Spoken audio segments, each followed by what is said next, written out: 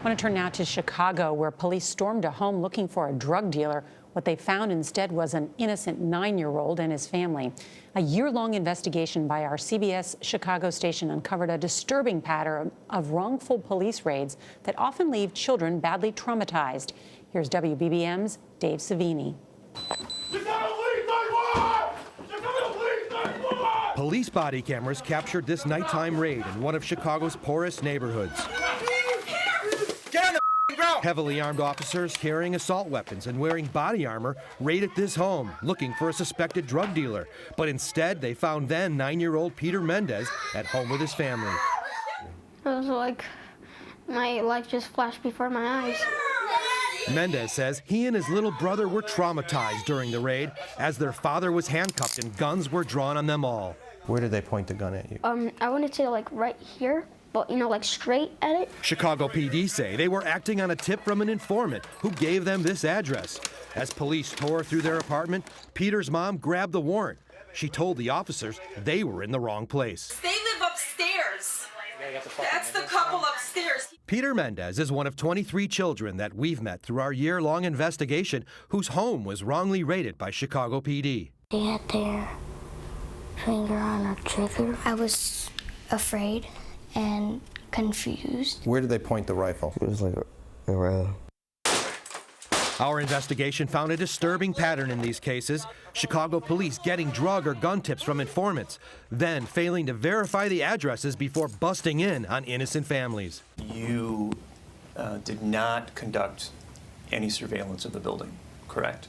That's correct. Officer Joseph Capello got the warrant for the Mendez raid, relying on a tip from a confidential informant. At a deposition, Capello admitted he failed to independently verify the tip. The agenda was very persistent on the address, and we went off what he was saying. Get down! Get down on the ground! Wrong door! Get down on the ground! Down on the wrong door! Come on. During our investigation, we learned that over 11,000 search warrants were approved by the state's attorney's office since 2016. But police tell us they're not keeping track of just how many times their department gets it wrong. Chicago Police Superintendent Eddie Johnson. Do you have any contingency plans in place for when small children are present? Well, yeah, if we have small children in those situations, their safety is paramount. You know, we don't try to traumatize them, but we just cannot know going in all the time if they're small children. How are they holding them?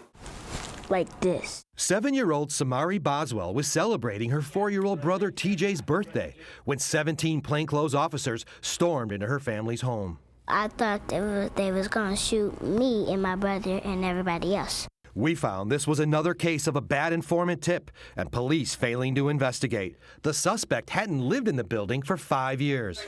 In the Peter Mendez raid, officers were caught whispering in another room, saying they are in the wrong apartment. He gave us the wrong apartment.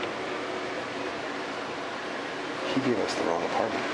But that didn't stop them from still searching. They even searched Peter's school backpack, which left him devastated. They really hurt you that day.